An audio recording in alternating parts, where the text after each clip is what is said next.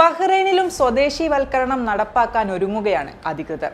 അതിന്റെ ഭാഗമെന്നോണം പ്രമുഖ public ഹോസ്പിറ്റലായ Salmaniya medical കോംപ്ലക്സിൽ പൂർണ്ണമായും സ്വദേശീവൽക്കരണം നടപ്പാക്കണമെന്ന ആവശ്യം പാർലമെന്റ് അംഗീകരിച്ചിരിക്കുകയാണ്. ഇനി ഈ നിർദ്ദേശം മന്ത്രിസഭ പരിഗണിക്കും.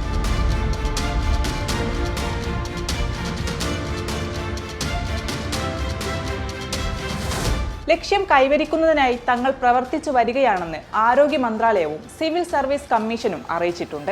സൽമാനിയ മെഡിക്കൽ കോംപ്ലക്സിലെ എല്ലാ നഴ്സിംഗ് മെഡിക്കൽ തസ്തികകളിലേക്കും പൗരന്മാരെ റിക്രൂട്ട് ചെയ്യണമെന്നായിരുന്നു ആവശ്യം. പൂർണ്ണ സ്വദേശീവൽക്കരണത്തിന് ദീർഘകാല അടിസ്ഥാനത്തിലുള്ള പദ്ധതികളുണ്ടെന്ന് മന്ത്രാലയവും സിവിൽ സർവീസ് കമ്മീഷനും പറഞ്ഞു. മെഡിക്കൽ വിദ്യാഭ്യാസം നേടിയ സ്വദേശികൾക്കായി തൊഴിൽ പരിശീലന കേന്ദ്രവും ദേശീയ മെഡിക്കൽ കൺസൾട്ടൻസി സ്ഥാപിക്കണമെന്ന എംപിമാരുടെ നിർദ്ദേശവും ചൊവ്വാഴ്ച പാർലമെന്റ് ചർച്ച ചെയ്തിരുന്നു. ഈ നിർദ്ദേശവും ഏകകണ്ഠമായി അംഗീകരിക്കപ്പെട്ടു. ഡോക്ടർമാർക്കും മറ്റു മെഡിക്കൽ രംഗത്തുള്ളവർക്കും ജോലി ചെയ്യണമെങ്കിൽ ലൈസൻസ് ആവശ്യമാണ്. വിദഗ്ധരുടെ മേൽനോട്ടത്തിൽ ഫീൽഡ് ടെസ്റ്റുകൾക്ക് ശേഷമാണ് ലൈസൻസ് നൽകുന്നത്.